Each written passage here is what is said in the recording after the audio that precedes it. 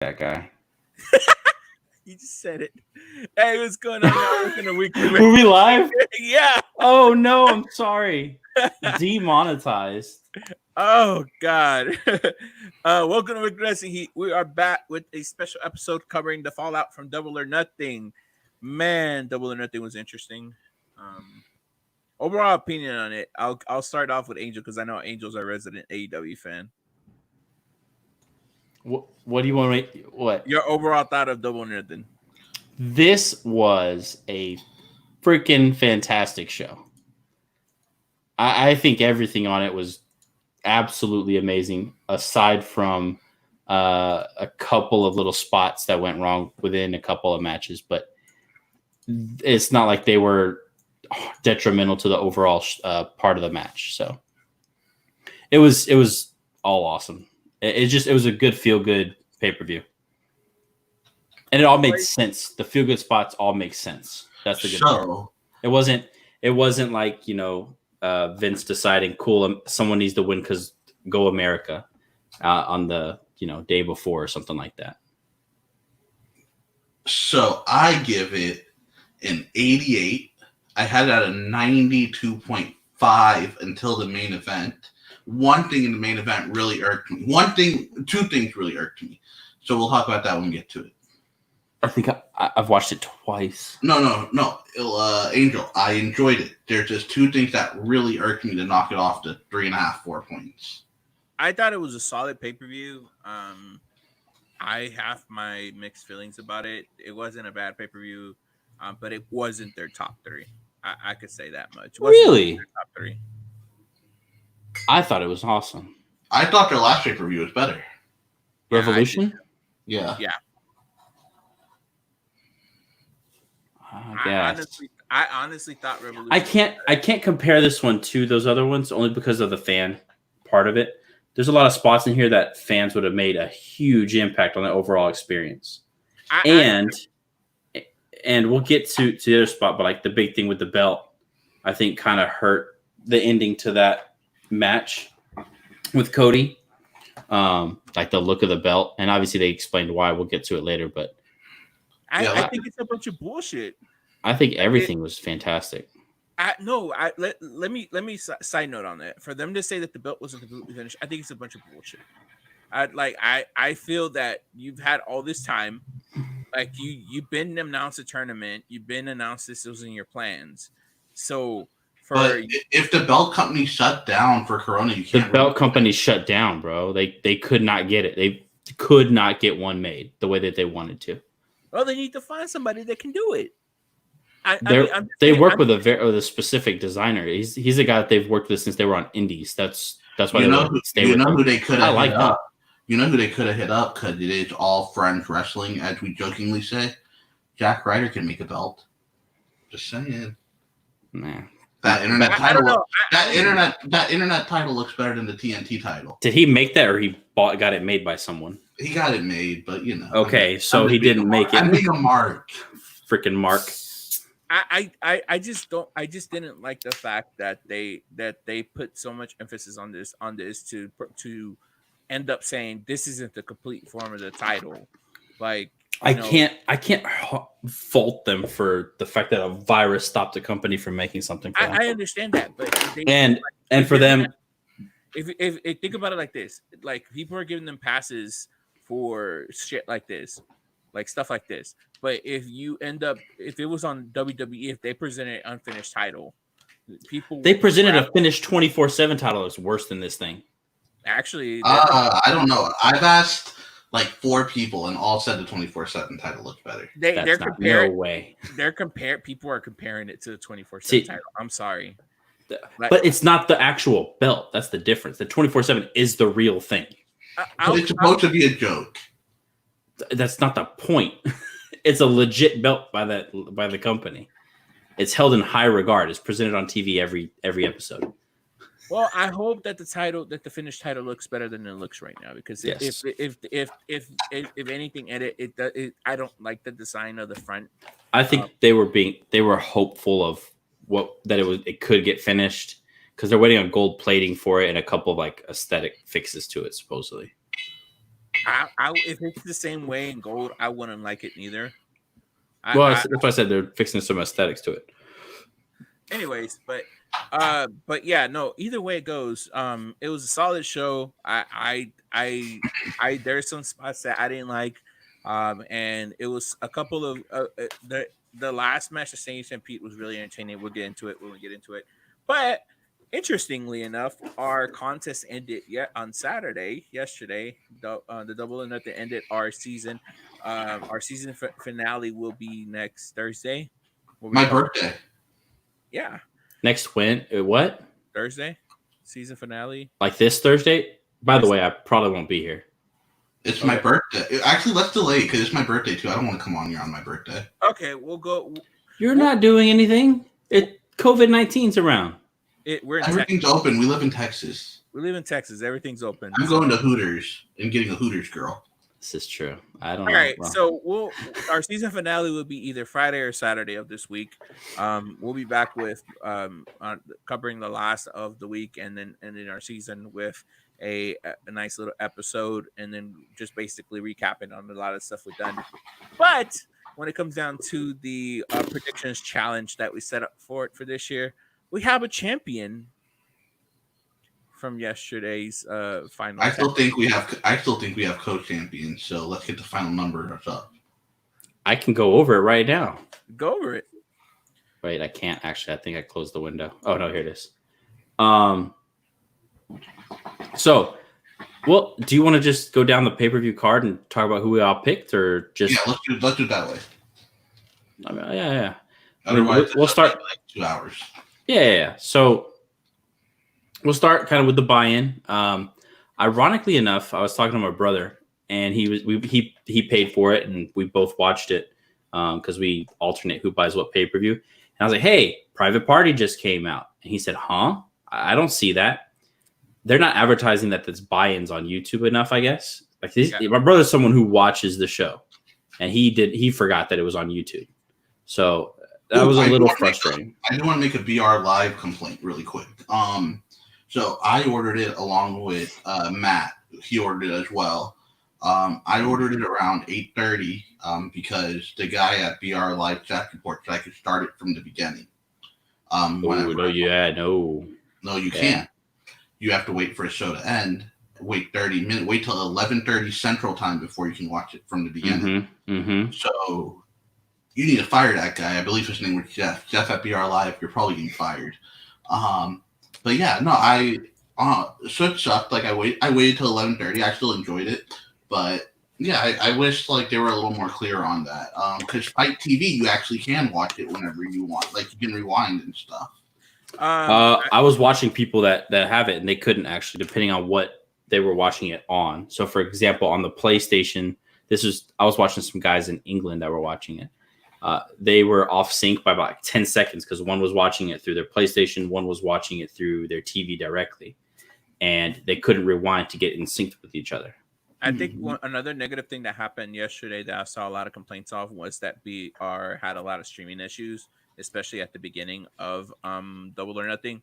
I was keeping up with the Twitter trend because I was putting the baby to sleep, but it basically everybody on Twitter was complaining that they couldn't log on to and watch Double or Nothing, the beginning of Double or Nothing. Yeah, replay was completely fluid, like it was great. I think it cut off once, but it was only for like a second and a half. It wasn't anything too crazy. For what it's worth, the BR Live app shows me how amazing that WWE app is. As clunky as that even is, at least I have control over everything. This is kind of like play and live, and that's it. Also, I hate on the BR app, and I'm sure you've seen this. When you first click it, it tells you, do you want to start it from the beginning or do you want to go live? It even asks you. It worked perfect for me when I logged in, so I don't know. You watched it live, right? Correct? Oh, yeah. So I started at like 8 o'clock. Once I clicked it, it said, do you want to watch from the beginning? And I hit yes, and I saw the end of the women's match, and I was like, wait, Elias told me the ladder match is the beginning. So I was like, maybe they put the women's match at the pre-show and cut in. I don't know what happened, but yeah, it's whatever though. I watched at 11:30. It was still a good show. Yeah, and you know, like again, let's be quite frank about it. Unfortunately, this is the end of the first year for this company.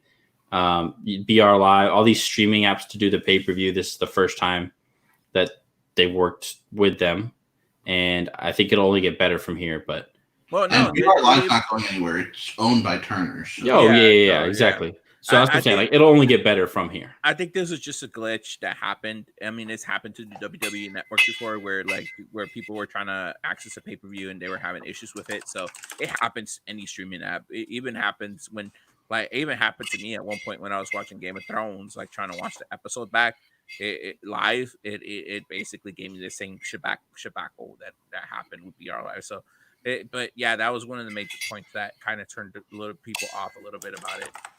But yeah, no. Starting with the buy-in, Best Friends defeated Private Party. I thought it was a good match. I thought the Best Friends looked really good. This is a good turning point in their push. So I think they're going in solid for the to challenge for the tag team championships against Hangman and Kenny Omega. Yeah, they looked. You know, Best Friends looked really good. Obviously, they were going to win. Unfortunately, that's the only kind of negative I have in regards to how the match was set up, stipulated. Private Party in about 3 years will be amazing. Well, you know, I actually thought, going into this, I thought that Private Party was going to win because, like the way that that's a lie. Kristan picked them. No, I understand that, but I originally my original thought on it, because we even talked about it in the prediction show. I was like, Private Party has a chance of winning because of the storyline that they're doing with Hangman Page. Because remember, I will say, when the Street Profits debuted on NXT, everyone was like, "Oh, Montez is everything," and now Angelo Dawkins is so fun on the mic as well. You know? Yeah. So I definitely see it happening for both those guys too. Everyone's like, "Oh, the guy with the blonde hair is everything." So the second guy will develop. Isaiah Cassidy. Yeah, Isaiah Cassidy is really good too. It's just the other guy sticks out more. It's kind of like Pentagon and Ray Phoenix. Yeah, Pentagon's the charismatic as heck dude. Ray Phoenix is the way better wrestler. Yeah, no. Ray Phoenix is a more athletic wrestler than you can say the same thing about Montez and Angelo. Angelo's the one that wrestled in college, and that's what I'm saying with Private Party. Obviously, the moonsaults that these guys do, is crazy. And then Isaiah Cassidy is in the background, kind of in a presentation standpoint, but he's really good. I did like did you catch the move they did, Moise, to honor Shad Gaspar? Yeah, Gaspar G9. Yeah, I thought it was called a street sweeper. I don't know why, but yeah, that's Inner Circle's finisher. Santana Feast. Yeah, no, yeah. So that was a nice little homage, and it's just really good. But overall, Private Party, there's a couple missed spots that they had, and like I said at the beginning, those didn't take away from the match, though. Best Friends deservedly win. We all picked Best Friends except for Kristan. Yep. So yeah. After that, we went into the Casino Royale ladder. The casino. So we actually started the pay-per-view, the Casino ladder match. It was set up where I think it was funny to have the 2-minute bar straight on the ramp, really massively. So it was a shoot 2 minutes. Like there was no joking around about how the timer was working. So one thing about this, you start with Frankie and Scorpio. Mm-hmm. Why would one of us be like, "Yo, win this"? Well, so you got to listen to the commentary. They're honorable men, Moise. Okay. Did you not hear? JR said it about 5 times. So. It goes back to Kazarian's and Scorpio and Scorpio's Ring of Honor days. So they always did the honor code before they start the wrestling match. So they followed that through, and I think that's something that AEW can benefit on doing, even though it's a little bit of a ripoff from Ring of Honor. I mean, I don't know about all that, but JR put it over to me enough where I was like, okay, I understand why they're not just doing it. And it could lead to something, it could lead to Scorpio splitting off at some point. having Kazarian and Daniel stay together. Yeah. Because Scorpio, I think, is a good singles guy too down the road. Dude, that but who knows? spot that spot that Darby Allin did with the skateboard. We're not even there yet. Oh, sorry. Who came in next, Elias? Let's see if you even know that part of it since you're skipping around. I think it was after Scorpio Sky. I think wasn't it Kip Sabian? Sabian, yes, okay, yeah. So Kip Sabian, then Darby. And Jimmy Jacobs ran in there with his ugly ass suit.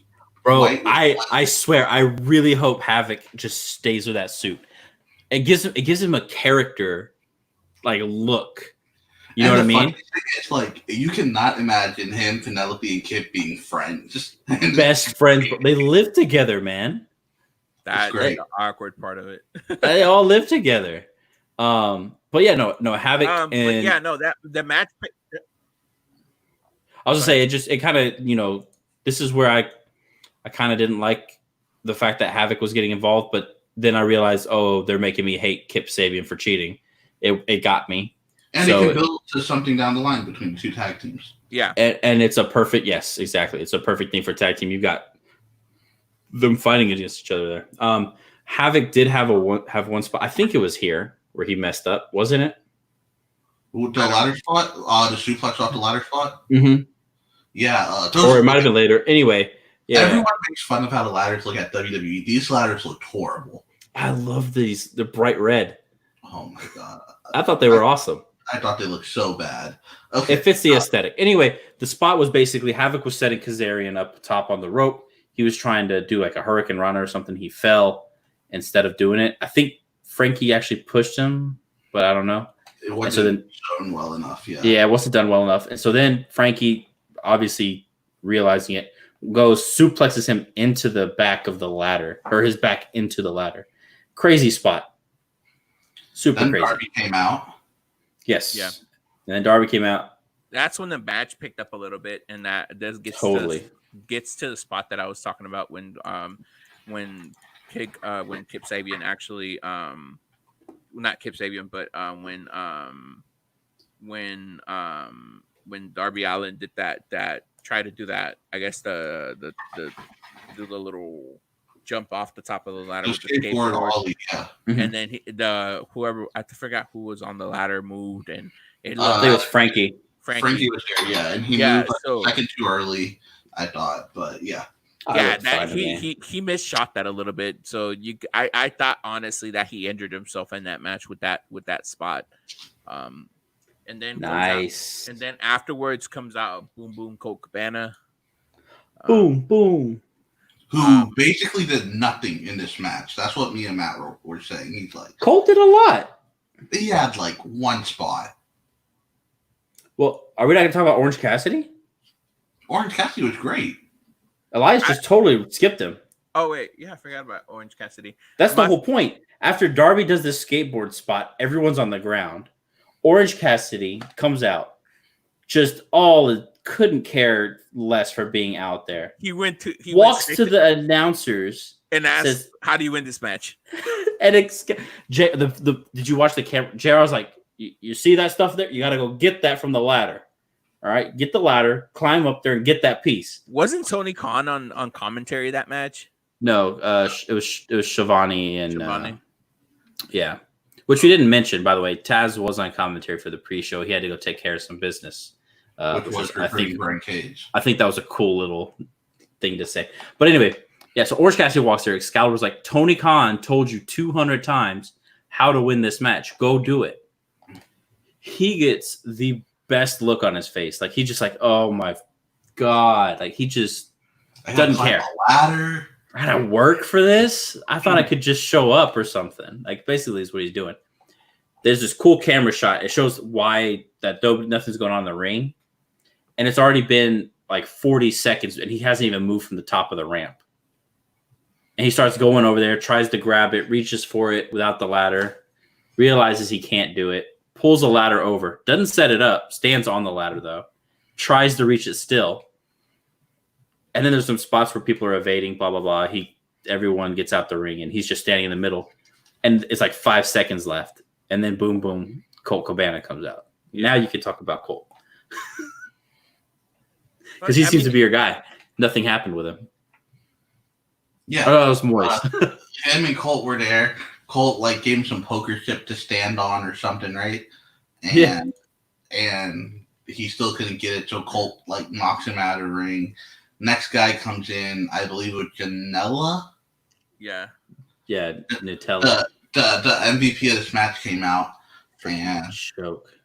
You know, as much as people are gonna hate on it, Janela yelling "fuck motherfucker" after Brian Cage threw him was the highlight of this match. That was interesting. I was like, what is he doing? Why is he saying so loud? Then after Janela came out, Luchasaurus came out. And then that's where I was like, oh damn, I forgot about this guy. I forgot he was in the match too. I forgot he was in. I was like, who's the mystery guy? Who's the mystery guy? And then I heard, Ron. And I was like, Jungle Boy? What? Ironically, they left the mystery partner to the end, which was coming to be, which I called it. Lies. I called it. Brian Cage. You said Gulak first. Brian Cage came out. And yeah, Marco's. So let's just talk about some of the spots we like. Marco's stunt with the little ladder was great. Tags is telling Brian Cage to destroy Darby Allin. So he puts him on this ladder and just overhead throws it out of the ring. Yeah.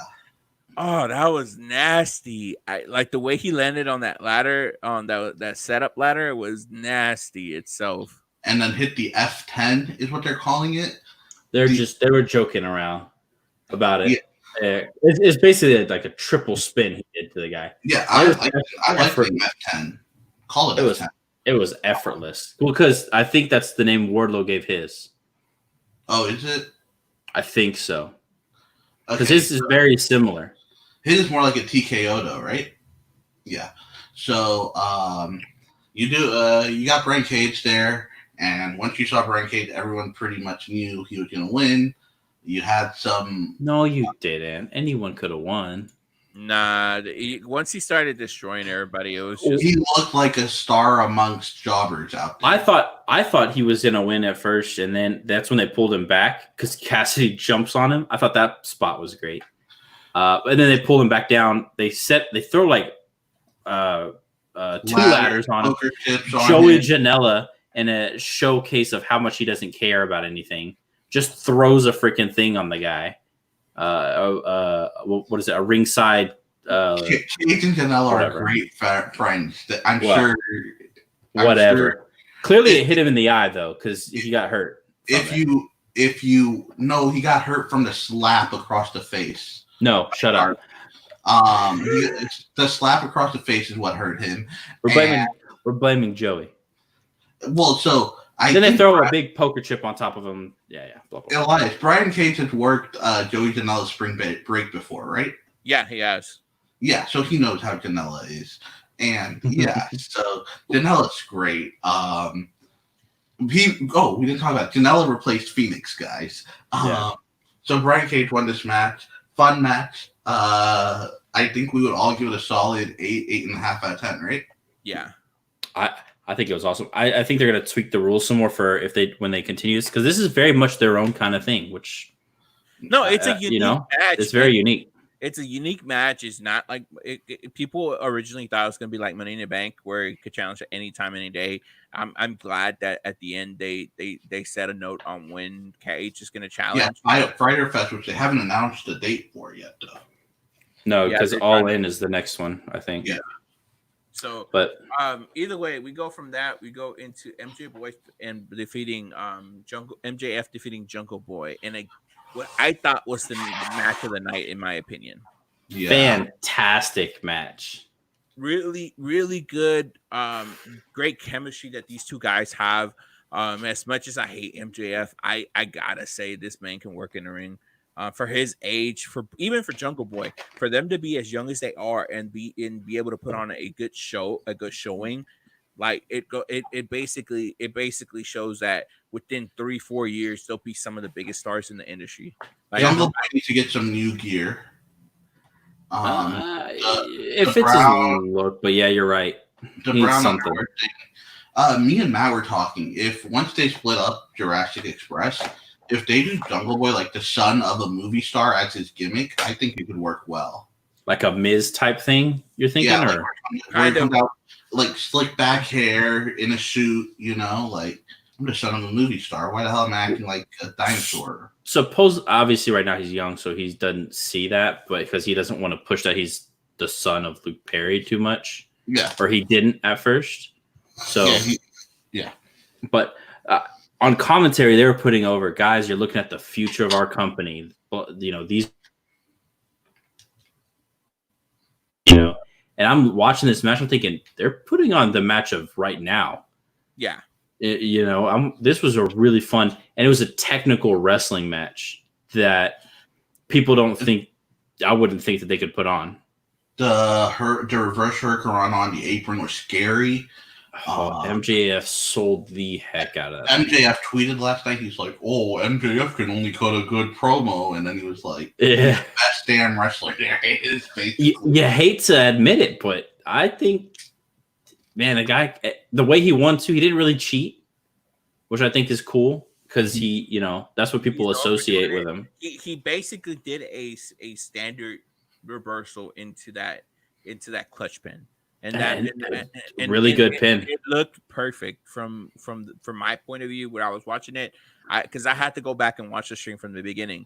And that was a Daniel Bryan type of roll up, but you could tell he's a student of the game. Like regardless of what his character is, he studies everybody. Like you could tell he had a little bit of Daniel Bryan, a little bit of New Japan mixed in there, a little bit of old school wrestling techniques, and plus he was under Cody. So Cody, everything he learned from Cody when they were together, it tells you a lot about how much of a student of a game he is. And like I said, in 3-4 years tops, I think he's going to be one of the biggest heels if they don't turn him face. He's forever going to be a heel. He might have like a one or two little spots of cool good guy. He's going to be a bad guy forever. One of those guys. I want to say him. I want to say Penelope, and I want to say Britt Baker. When their next contracts are up, WWE is going to be in on that bidding war. Oh, for sure. Yeah, that's going to be interesting. MJF did renew already. They signed him through 2025, 24, 26, something like that already. I think he signed a 4-year is what I thought. Yeah. So 2024, yeah. And by that point, even just naturally, he'll be top of this company. He'll be 20, and he'll still only be 28. Yeah. It's insane. But really, really fun match. I would say if you want to watch one match from this, that would be the one to watch. That'd be the one to showcase that this company can do more than just the fun stuff. And then kind of in a weird spot. Do you have anything else on the match? No, go ahead. I was going to say I thought this was weird placement. I felt after that MJF match, we go to Cody Lance Archer for the TNT Championship match. I think they should have weird their match right here. They should have what? The Penelope Stratlander match right here. Yeah, I think they should have done that. They should have done what WWE does in a sense. They should have done like a cool down, yeah. A cool and then a cool down match to just get the crowd not to be rowdy. Well, just to I guess since there's no crowd, they got away with it. I was gonna say the thing with this though, it also it feels like it was a good build-up because that MJF Jungle Boy match was so good. And then you're still hyped from that, and then to get even the next level. Yeah, so to speak, and then you get the cool down. But the problem was there was 2 cool down matches after this. That's what kind of killed the momentum. So if they would have moved up that Chris Statlander, and then they would have put the Cody afterwards, it would have had a nice little cool down for the title match. So anything on this match? Or Penelope. Cody Lance. That one, I enjoyed it. I enjoyed it. I think what killed it for a couple of people was when they actually caught Tyson yawning. He looked tired. Yeah. I wonder how much of that is like just because he traveled this same day, I think, for this. Yeah. He yawned, but like at other points, he looked way into it. you know? Yeah. I think moment of the match was when Tyson almost got physical with Jake. I really thought he was gonna knock his ass out. Dude, Yeah. JR, like, you're going to soil your pants twice, Jake, or whatever. Oh, my God. There was spot. Yeah. One spot I really enjoyed was the cutter off the top rope. Oh, yeah. The second time Lance Archer did the old school into the backflip. Yeah. I really enjoyed that. The first backflip old school was awesome, too. You heard what JR's calling it? Mm-mm. Murder Hawk Moonsault. That's nice. And he said it on contract. What is that? The Murder Hawk Moonsault? And Tony goes, "It is now. That's great." You know what I would have liked for them to call it? The new school. Oh, I like this name. He's still kind of old school, so Yeah. nice. That's Another two of my favorite spots was when actually Cody did the DDT in front of Jake the Snake, and then the Spinebuster right after. Spinebuster from Lance Archer to in front of Arn AA. Man, those were pretty cool homages to their trainers. Well, also when Cody got the crossface with the not the cornrows, the with his hair, braid. Oh, yeah. Yeah. Overall, that was a nice little spot. Yeah, Cody ended up winning this match, being the inaugural TNT champion. I got so emotional on stream. Not that you're gonna watch it, but I was doing the live reactions. I literally cried. I was like, I feel so happy for Cody. Oh, let me tell you all a story. Just to be let me finish first about my emotional moment. Sorry, Cody. Just from knowing everything about it, he definitely deserves this title. That was all I was going to say. So, your boy was a day one Jack Ryder mark from the WWE ECW days. And, when they had Mania in Dallas, I was so excited when he got that title. And I remember, I cried. And the guy next to me, one of my friends, he was like, bruh, really? And I'm like, dude, I've been waiting my whole life. Yeah, that was one of my favorite moments that involved Zack Ryder. I thought dude, that's like a top 20 WrestleMania moment of all time. No, it is most definitely. I agree. Because it was somebody that nobody. I mean, you gotta think about it. That match. Everyone thought KO or Miz was gonna win. Yeah, that match was stacked. From people that had that belt. And Neville was supposed to be in until he got hurt. Yeah. So, that match, it back to subject, but I thought this match was pretty technical, pretty old school wrestling. The spots that they did were good, even the high fly spots. I enjoy seeing this kind of stuff from AEW. So I was really happy with the result of this one. So yeah, some people did. I just want to get y'all's input. Some people did think that it went either a little too long with too much happening there at the end. Like, maybe what do y'all think if they had spaced all that stuff out that happened at the end throughout the match? For example, maybe Arn and Jake get kicked out sooner, and then Jake comes later in the match where that's when Tyson gets involved. Because Tyson, I think you could tell he just wanted to see a good match. He could care less who wins. Yeah, I think it was planned out perfectly, in my opinion. Okay. This match. If it would have been spread out, it wouldn't have had that chaos at the end. Got you. I'd rather see the chaos at the end than have it spread out, because then you're like, okay, why come back out like that? If they would have tossed them earlier in the match. I didn't like the second referee running out. That was stupid. If they stay consistent with it in championship matches, I like it. Only because referee as it is, because I feel like he tried to get too involved in the matches. Which one? Sorry, being the elite referee, the bald guy. Oh, yeah, when the one who ref this match. Yeah. When the match started, he was putting in his input. And I'm like, dude, really? Just shut up, rate the title, start the match. I like that. It gives it a bigger presentation. Same thing with the championship match when we get to that. But I think if they stay consistent with what you're talking about, if people interfere, if a second ref always comes out, just say, hey, these are title matches. These mean something. That's when I'll care about what's going on. So okay, I'll be okay with that. Yeah. Yeah. So, all right. Then Chris Statlander, Penelope. I thought it was a decent match. I would have loved to seen Britt Baker versus Statlander. But for what it was pretty good. The involvement of Kip Sabian was pretty decent. Yeah, it basically showcased Chris Statlander pretty much most of the match. Missed spot when Penelope did that Hurricanrana.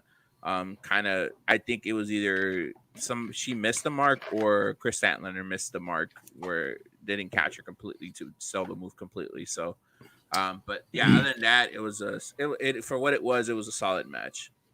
It was just one of the better showings in the women's division. Also, say I just need to mention real quick too. They did announce that Tyson will be at Dynamite on Wednesday. They announced it after the show, I think. So there's probably a little bit more to that story they're gonna continue. Yeah. As far as this match goes, I'm a big Statlander fan. Penelope did great with probably a day notice, basically. Yeah. And I liked Kip on the sideline with the freaking crutches and like all taped up. It was really funny. Was it before or after this they did the Britt Baker injury report? Before this.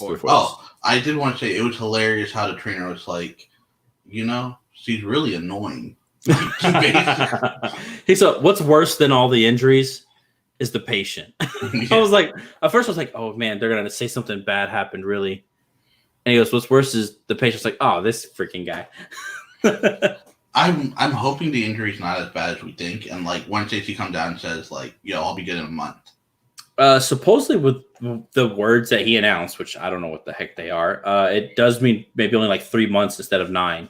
Yeah, 6 to 8 weeks, at the most 12 weeks, but it just depends on how much recovery she does. But rehab centers and stuff are probably going to be either super packed or I don't know if you want your wrestlers going to a rehab center in this time, Yeah, I think they'll probably put her somewhere locally. I think if anyone can deal with it, it'd be a doctor. Yeah. Mm-hmm. All right. And then another kind of cool down spot, Dustin Shawn. I liked the match, but I didn't like the match. I didn't enjoy this. This was the low point for me. The problem I had with the match, because number one, obviously Shawn Spears is okay with it because he wouldn't just do this because someone asked him to. This is something he probably wants to do also. I just didn't like seeing him actually physically. He kept pulling his pants back down, or his underwear basically. And I was like, dude, come on. Like the spot happened. Whoop-de-doo. I heard someone say this is the first time Dustin Rhodes has been in a bra and panties match. No. Have you seen that post? Anyways, I thought Tully's face was on Shawn Spears' crotch. Yeah. I honestly, I didn't. The reason I didn't like this match, and this goes back to what I've been saying about Shawn Spears. He has so much potential, and I understand he wants to be a coach. He's good with in the position he's in, but it goes back to like the handful of people. Like, I feel like it should have been more than just that. Like, and I guarantee you, Dustin probably even asked Shawn Spears, "Do you want to go over in a match like this?" I guarantee you, he asked. I guarantee Shawn put this idea out there, and I'm wondering. This is the only way I'm okay with this. The fact that Tully was on there is Tully's gonna come back once this COVID stuff's done, and just be like, "Dude, what have you been up to while I've been gone? What's wrong with you?" And just correct him, and then he'll be back on point. Because his character before this was that sharpshooter that he was doing. He got permission from Brett to put that on. Instead of a perfect wrestler, instead of the perfect 10, it was like the perfect wrestler, basically. Yeah. Yeah. And I feel like they just kind of dropping the ball on him a little bit. And whether it's unintentional, I just feel like he could be much more than just what he is now. And I that's my only nitpick about this match. Like, I feel like there's so much more potential in Shawn Spears that if he's okay with the spot he's in, then I'm cool with it. But at the same time, I feel like they need to do more with him. I'll say the only thing about that is, by all accounts, you have free reign. You get to choose what you want to do. So this is Shawn's idea. Yeah. supposedly. So I wonder where he wants to go with it, because right now it's not looking hot. Yeah, that's I agree with that. But yeah, Dustin Rhodes won this one. We all of us except Kriston got this one wrong. Yeah, Kriston got this one right. None of us did. I just want to point that out, Because it just made no sense. So the match that all of us got wrong next. Oh man, this one is. I was happy to be wrong. Yeah, Hikaru Shida defeated Nyla Rose in a nice no disqualification match. I thought that Hikaru Shida looked strong. I thought that she looked relentless, and then Nyla Rose just kept coming back and coming back. Throwing the kendo stick at her. This was the best use of weapons I've seen in a no DQ match in a long time. Yeah. I thought when Kenny and Moxley did their unsanctioned match or whatever, like the weapons were there just for the crowd pop, right? But in this, the weapons were there to each weapon had a story. mean something, yeah. And they didn't hold back on each other. That's what Yeah. She'd put up a picture of her back, and it's all kinds of messed up. Yeah, so Nyla looked strong too, though. It's not like she lost because she was worse. No, she looked good. I honestly, I like how strong they made Nyla Rose look this one, because usually there's always something that goes wrong. Like point example, her match against Chris Statlander, where she almost killed Chris Statlander in a sense, just on a botch. Yeah. This looked better. This looked more refined. If they can produce more women's matches like this, or to this intensity, I can get behind the women's division then. I feel like that both women's matches showed that they're listening to the people, that they're listening to the crowd, that they're listening to impact. They're listening to input from everybody, and the women's division slowly getting better and better. So. Yeah, for sure. I think, and this is the first time I felt we have a champion for the women's division that is going to be a true champion. Yeah. Nothing against Nyla Rose, but it felt like she got that just because Riho couldn't be around with all the Stardom stuff too, like they anticipated. Yeah.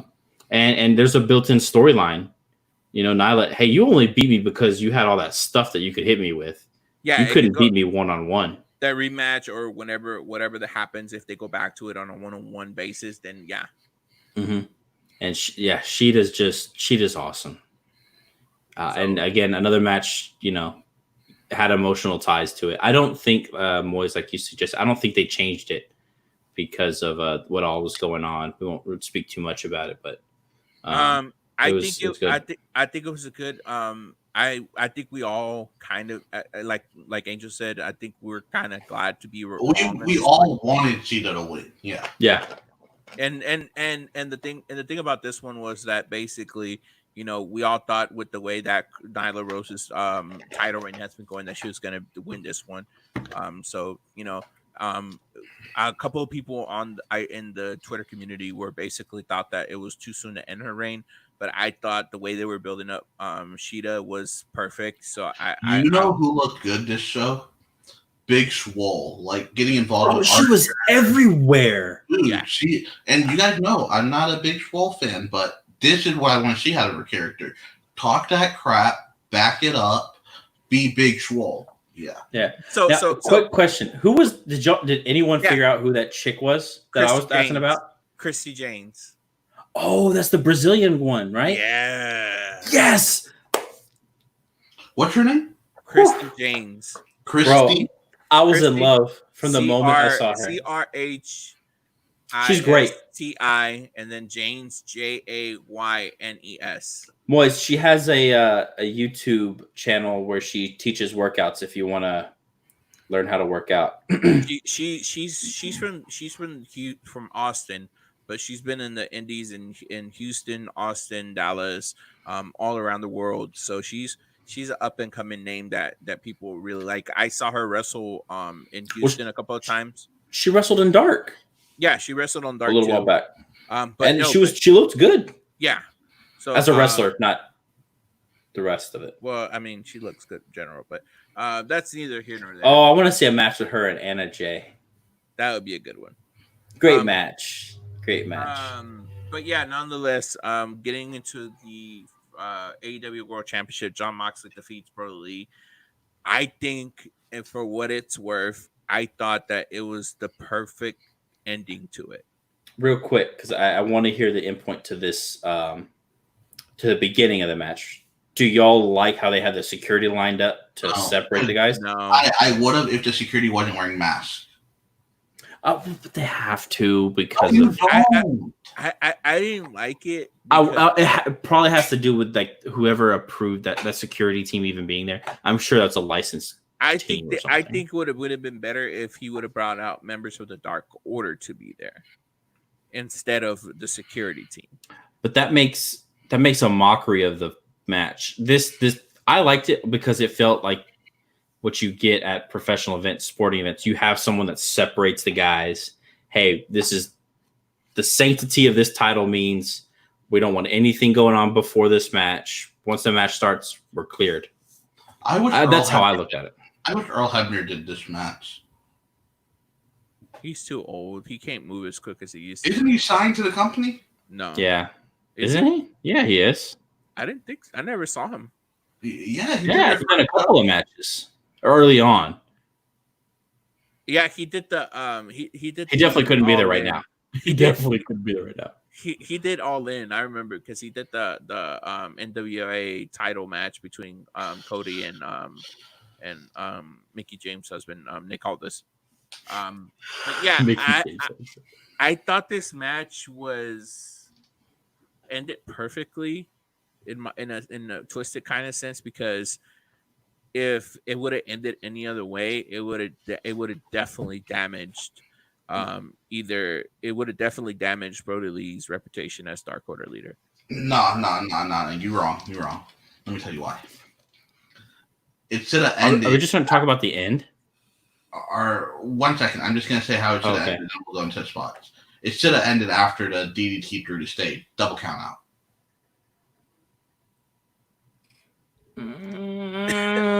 That would have been a generic cop out. I think. That would have felt like a cop out, and they want to avoid that. I don't think you can make a monster heel. You only have 3 monster heels in this company. You can't make them pass out. I think it shows that he wasn't willing to give up. Yeah, I think and that's what was strong about it. That's what the face is supposed to do. Yeah, but when you have somebody to be a leader of your biggest faction, let's be real, that's the biggest faction in no AEW. Inner Circle is there. Inner Circle is there. No, I mean it's okay. Let me. A growing faction, maybe. A growing faction, like the Dark Order. You know, I thought that was the best way to show his people, hey, I went out like a G. I didn't go out I didn't like tap. I didn't get pinned. I didn't do anything. I passed out because I got hurt. Yeah. And I think going into the spots, I thought one of the scary spots was when Moxley reversed that I guess with that power bomb. Yeah, on where the ring bells were at. Yeah, where the ring bells were. I thought that was one of the scary spots that I saw, and Brody Lee did end up hitting the guardrail. Yeah, his feet hit it. Yeah. And I thought for a second he had hit his head on the actual steps. Yeah, he barely missed it. Yeah. He barely missed it by this much, because I had to watch it again. I was like, wait, like it really looked like he did get dazed for real. So he sold it great. But that was a scary spot. I really thought for a second he had hit his head on the guardrail. I was thinking, you know how much because I was thinking that too throughout certain spots. Because they say it, a lot of these guys they talk with their eyes to the refs to let them know if they're okay or not. Brody's character is literally to always look dazed and kind of out there. Yeah, like if he was legitimately hurt, like it might not show. Yeah. But overall, I think it's an awesome match. And the problem I personally had with it is this is a championship match. I get that you don't want to see someone lose it or win it because of some disqualification or something. But this is Mox's style. And it doesn't feel like it had relevance to it be in-ring action, if that makes sense. There was in-ring spots and they did stuff outside, but there was nothing in the ring. Was this supposed to be in-ring, or was this supposed to be no DQ? This is an in-ring match, not no DQ. Yeah, so I that was one of the takeaways that I thought it turned into a no DQ, but then that paradigm shift on the interest ramp was another nasty spot that happened too. Oh, you talking about right before the finish? Yeah, right before the finish. Gotcha. Yeah, and it showed how strong Brody was, like you're saying, putting him over, even though he lost. He took a paradigm shift like that. Took another one in the ring. He was getting choked out. The Mox is blooding him up. He bit him, which was weird. I was like, "Don't put that guy's blood in your mouth." That was weird. Yeah, I was like, and he kicked out of one on the paradigm shift in ring. Also, then two. And so like it literally took Moxley saying, "I'm gonna basically almost try to kill you to win," which was pretty cool. I thought would have been interesting to see would have been Brian Cage come out and just like beat the shit out of Moxley after the match. Only reason I don't like that is I think the story's going to start with Darby and Cage. I think so too, but it would have been kind of like that icing on the cake. How many losses can Darby take? As many as he needs. He's young. He can take those. Dude, we said the same thing about John Morrison, his first run in WWE. We said the same thing about Drew McIntyre, his first run in WWE. We said the same thing about MVP. Like, I'm just saying. I'm into Darby regardless. Darby needs a win, though. That's what I'm saying. I'm sure he'll get one, but and you know, I think this enforces his character more. That never say quit. Down the road, he's gonna be like, start going on a win streak, and we're gonna all be for it.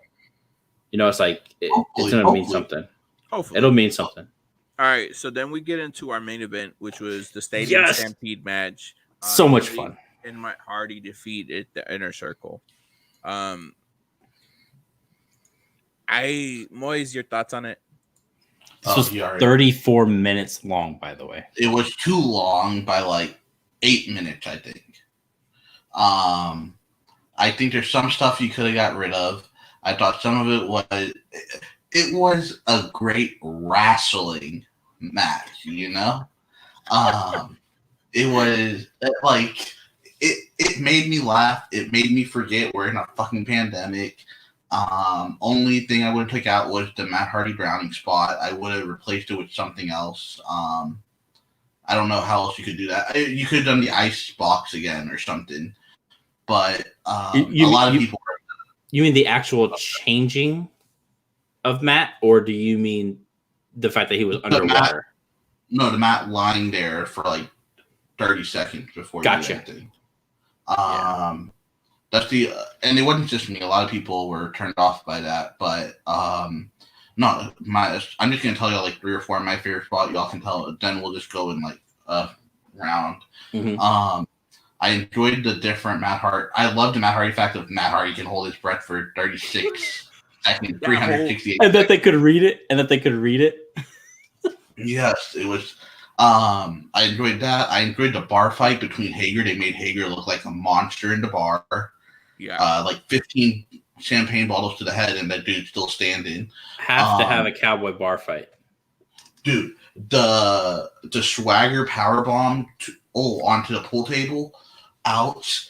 And the finishing spot looked cool. It looked very edited, but it looked cool. And the only thing I didn't like was the mascot spot and the spot and the crowd piped in noise. I think if anyone wanted WWE or AEW to pipe in noise, I think this just gave us a reason why not. Yeah, I think the crowd. I was wondering, was it piped in noise or was it the people on the sidelines? No, it was. I couldn't tell. It was piped in. You could tell because, like, I mean, there's nobody around in those. One of the announcers yelled "Holy shit!" and then the crowd started to "Holy shit!" Yeah. Yeah. So. I thought it was the people on the sidelines. There were people around. I did like the announcing on it. I thought the announcing was A1. Oh, Yeah. That's one thing I wish they would have done. I wish they would have added an audio track to Money in the Bank like that too. But yeah, it was good for what it was. Like I said, just trim it a little, and then like one or two spots I'd get rid of. But solid 90 out of 100 for me. I thought the match. Wait, time out. You said the show went from a 92 to an 88 because of this spot. Because of this match. And so now you gave it an A. So how does it drop to an 88 from a 92 if you gave it a 90? What kind of math are you doing, bro? No, look. I'm calling you out. No, I'm calling you out. You said this is barely not an A show, and you just gave the final match an A. I gave the match an A. I didn't give the piped in crowd noise an A. That really. Oh, please, that's part of your rating. You're just making this up now. Go, Elias. Okay. All right, I thought this match was too much going on in my opinion. I wish. Oh, one more thing. I was mad about this too. I wish they would have done it like NFL Red Zone or gameplay style, where they would have had like 4 screens and you could have seen all 4 going on at one time. I thought they didn't have enough cameras to cover all the action that was going on. They did. Yeah, they did. You heard what they said on commentary. Jay was like, "We need like 20 cameras." And they have 18. They have 18. My favorite spot was my favorite spot out of all of it was the whole Sammy Guevara. Sammy Guevara throughout the whole match. Like, this guy got beat. Like even when Heyman came out, started chasing him with the horse, and when he ran away from almost getting ran over by the little the RB vehicle that they had, Sammy Guevara is the MVP for the Inner Circle. The look on Sammy's face when he saw the golf cart. He goes, "Oh!" When he heard it, he was like, "No, not again." So, it was great. I think they could have done without having. I think it was Nick who did the goalpost. No, the Northern Lights. Yeah, that 100-yard thing. I thought once the first one hit, we all knew he was going the 100 yards. Yeah, I felt it. I was like, he's gonna go all the way, isn't he? I thought it was too predictable. I didn't like the spot with Jericho and one of the Young Bucks when they did with the mascot. That was one of the like. Oh, I didn't like the jock liner thing either. I thought that was stupid. But I like how they took each one. The bar fight was one of my favorite spots. I thought it was entertaining how, like, when Hager came in there and Hangman was like, sat down. He was like, "Are you here to drink or are you here to fight?" And then they gave him the drink, and then he was like, on second thought, just started biting the crap out of him. The milk and whiskey was disgusting. No, he poured milk for Omega. Whiskey. Yeah, he accidentally got some milk in the whiskey. I don't even think that was whiskey. I think that was iced tea because it was something else. Because JR goes to us. He'll drink any kind of whiskey. Let's be honest, basically. And then one thing but you get it right. It's because Omega's straight edge. Yes, I understand. Okay, but one thing that I thought was funny was they had the Jack Daniels bottle taped up so you wouldn't see the logo, but the Bacardi was right there. Oh, was it? I'm guessing it's because Jacksonville has some deal with Bacardi, like the same. Another favorite spot was when Hager dragged Hangman through the bar table. Straight through it. That was another good spot. Dude, Swagger or Hager and Hangman, like, that's a match I want to watch. Yeah. Especially in AEW can pull this off. They did like a barroom brawl, like the whole match. Oh my god! You remember WWF No Mercy? How you could go into the pool table room? It could be just like that. The ending. I bet you. No, to be 100. I bet you these guys remember playing that, and that's where they kind of. Yeah, I think that's what might have thought of part of the idea. Part of the idea, at least. Otherwise, because they're all gamers, right? Like Kenny's they're all super. All of them, yeah. The ending was perfect in my opinion. They finally put over Kenny. like I wanted to see him get put over. That one wing angel from the top of that section was It would like from one level onto the other level. Yeah. yeah. It was I thought super cool. Sammy Guevara sold the shit out of it. I don't understand why Sammy kicked the first guy. The first time he kicked Kenny, Kenny fell. Second time he kicked Matt Hardy fell. And then like third time he kicked Kenny, it had like no effect. So Kenny just came back up. Well, he had fallen too, though. Oh yeah. Okay. Sammy Right, fell right. off of that top because he didn't have the high ground. See, I didn't know all that. So yeah, maybe that's why my numbers were messed up. You're right. Mm-hmm. The way they took out each member of the inner circle was perfectly was a perfect setup spot. Mm-hmm. I forgotten moment that I forgot was when Matt Hardy rang the bell on, I think it was Ortiz. Ortiz. I know we're saying Sammy's the MVP. Ortiz is hilarious, dude.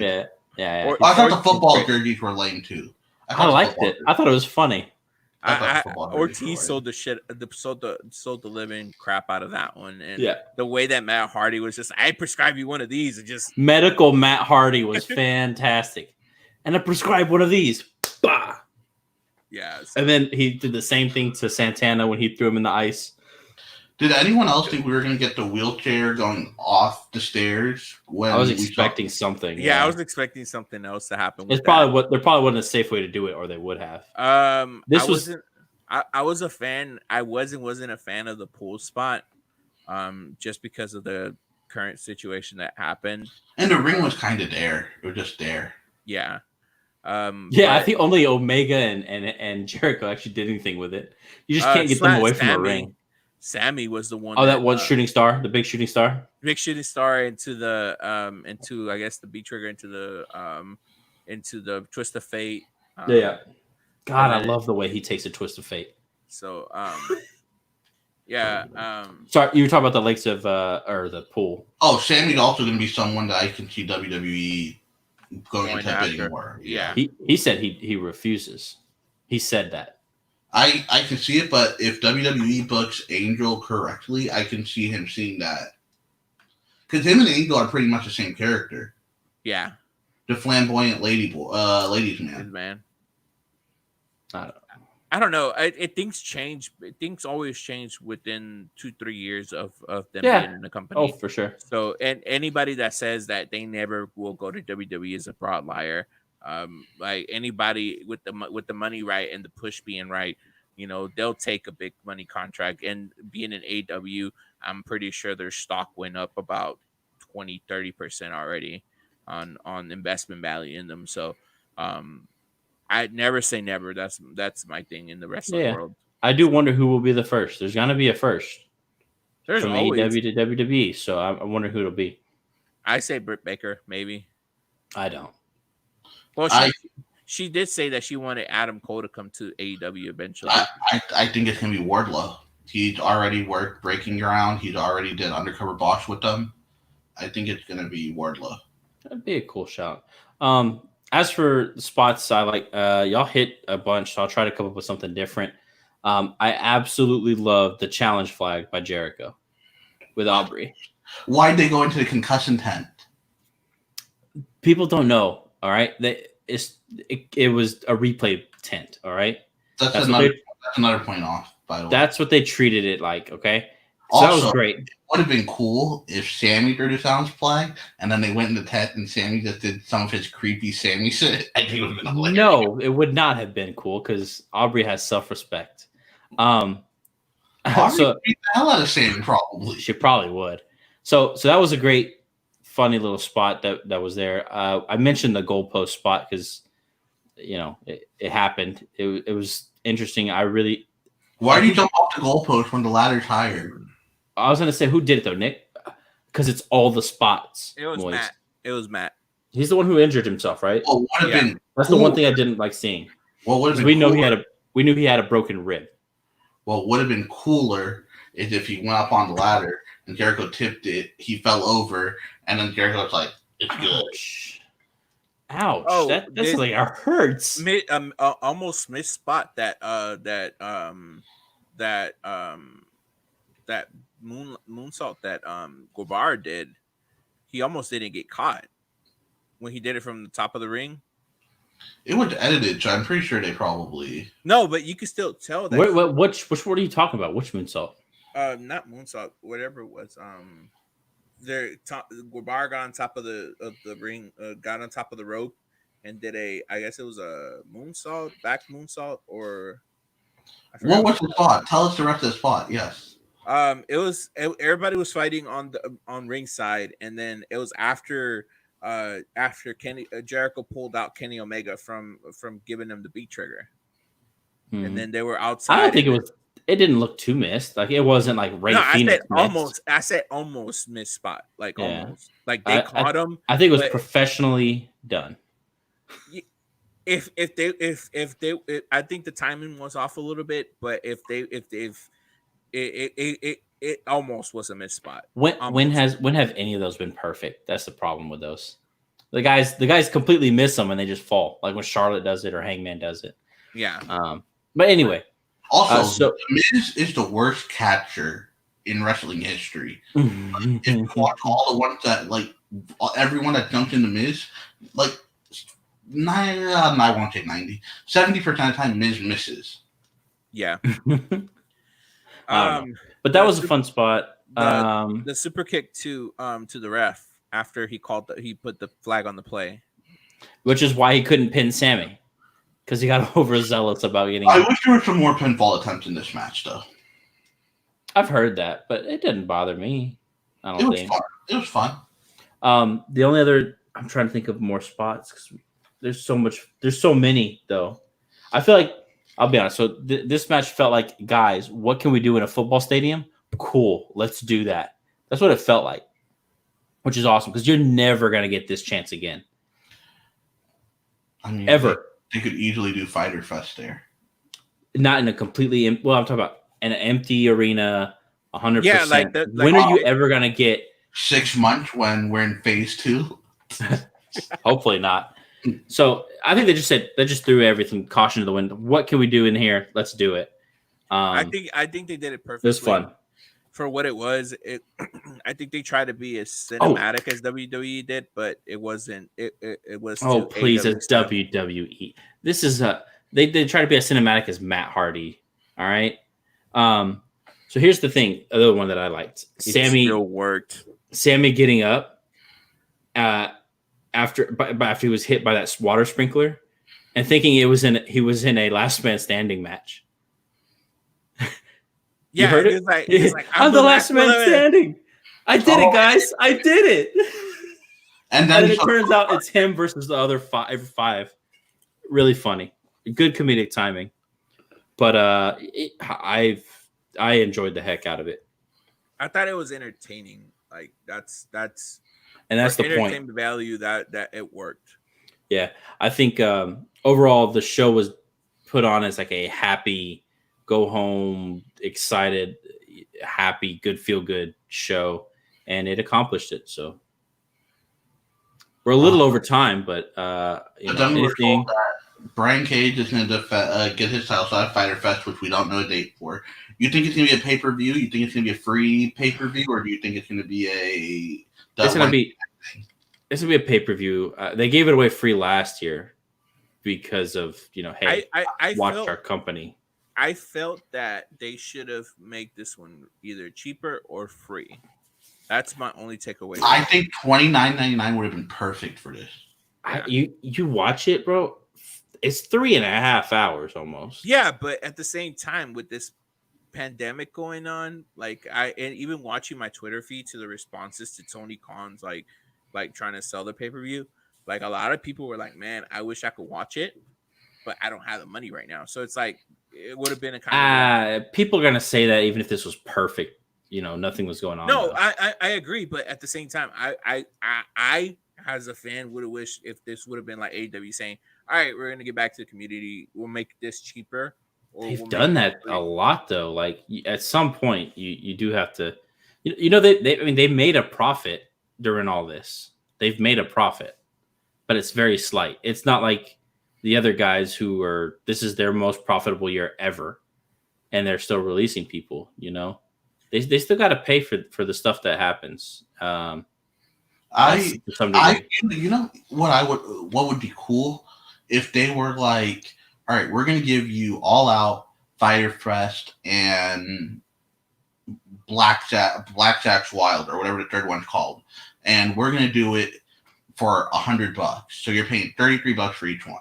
I'd be like, all right, Like a package thing. Yeah, take my money. But I'm just the saying, other side of the token there is these guys that run the pay-per-views, they need their cut.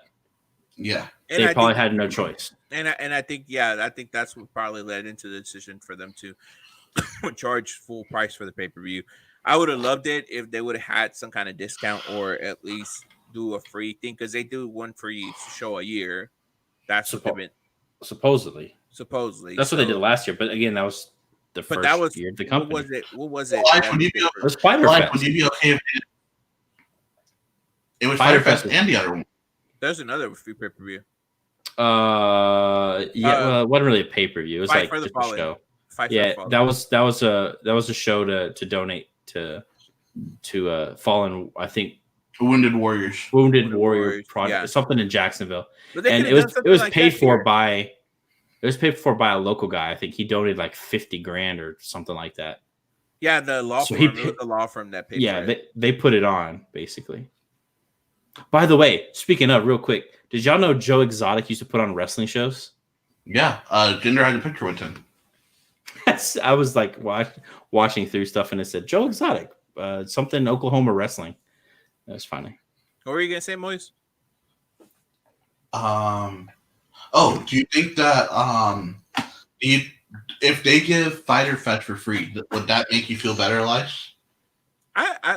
It would. I mean, but either way, like, I felt that, from a standpoint of what's going on, this could have been kind of like another charity show where they if they would have charged like $30, the profits could have gone split even to whatever research that they're doing for COVID. So, but regardless of that fact, like, I also tweeted that to Khan, and I was like, regardless, business is business. So I understand why you had to do what you had to do. Like, from another standpoint, I would have wished that this would have been probably free or charged cheaper, but I understand that you got to do what you got to do. So there was no, like, I'll be interested in seeing how many buys there are. Yeah, I know it was a lot of illegal streaming going on, so there is for everything. So yeah, but heck, I signed up for the network under a different email address for Money in the Bank. Yeah, but they still get their money off of those free 90-day stuff. So I doubt it. No, they do. Yeah, they have ads on the network now. Yeah, not for that they didn't. No, if I think WWE or WWE puts up a certain amount for the network for free subscribers. So I don't know, but not for me. They make their money. They make their money regardless. So I have an ad blocker installed. That's why. Maybe that's what it was. All right. So but overall, the show was great. I don't. All right, guys. 1:15. I don't want this longer than 1:15. All right, so yeah, that's pretty much it on the fallout from Double or Nothing. Join us back on Thursday, Friday, or Saturday. We'll let y'all know. Figure it out. Let me see how we'll figure it out. We'll be back with the season finale of Weekly Wrestling Heat season 1. Are we doing anything cool for a season finale? We're all getting a race. We all should come on shirtless, except for Kristan, because he hasn't been here. Kristan misses like every other week, dude. Doing stuff. It's important stuff. Important stuff. Love you, we'll see. We'll talk about it offline. But either way, that's pretty much it. The winner of the season's prediction. Oh darn, we're out of time. Oh, gotta go. Oh, internet lost. No. Yeah, the winner of this season's pick and challenge is me, the host. Oh man, my dial-up's giving out, bro. My dial-up. My net zero. So next pay-per-view is Backlash. So we'll start off with that. And just we're starting our predictions. Let's start with this one. Let's keep this one as part of the new season. No. Yeah, no, that's gonna be too confusing. No. It's only for this year, so that we can start from here from now. No. Backlash is gonna have the greatest wrestling match ever. Oh my god! I can't wait to give that like a 2 stars. All right, So let's all right. go. So I think Edge alone being in it. Hey, you're talking past 115. Oh, sorry, my bad. Let's end all this. right, let's finish this up. So yeah, no, just you missed the announcement I was gonna make. No, we didn't miss it. We just didn't care. Just to show that I'm a good sport, I'm not taking the 2 points. Oh, I forgot about that. No. I forgot that you gave that to yourself. So and our next predictions are going from Backlash to probably Double or Nothing next year. What? You want to make this a year thing? Hell no. Like Rumble or something. Okay, we can do Rumble. Rumble? That's like 6 months. Okay, fine. We're going to Survivor Series. That's actually good. That's in September. Yeah. Yeah, Survivor Series. So it starts from Backlash to Survivor Series, picking all WWE, AEW pay-per-views. Wait, isn't the next AEW show in September too? I think so. They had All In. September 5th. Yeah. Man, we're not going to have any more pay-per-views because of pandemic. Yeah. So regardless of that, we're starting off fresh. Everybody starts off 0 points. We'll go from Backlash to Survivor Series, and then we'll probably add an extra AEW show just to add more. Well, we got In Your House too, and then we'll have the NXT event during Survivor Series. Yeah, okay. Good night, guys. At MoyJH91 on Twitter, on Facebook. All right, yeah. So yeah, from Weekly Wrestling Heat, we're out. Follow our social media. I am a Laredo average wrestling fan, Moist H91. We forgot the Sting spot. Peace. What? Sting? Was Sting there?